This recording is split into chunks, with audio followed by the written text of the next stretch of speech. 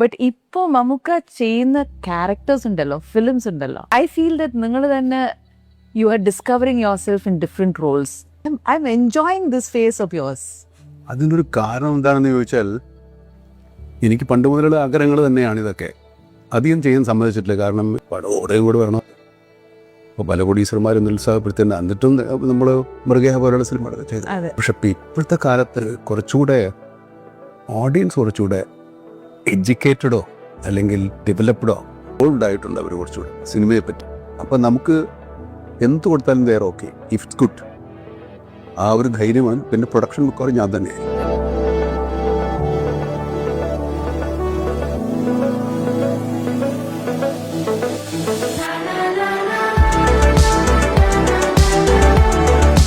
സഹായിച്ചത് റഹീം സാബാണെങ്കിൽ അയാളിവിടെ വെറുതെ വന്നേക്കുന്ന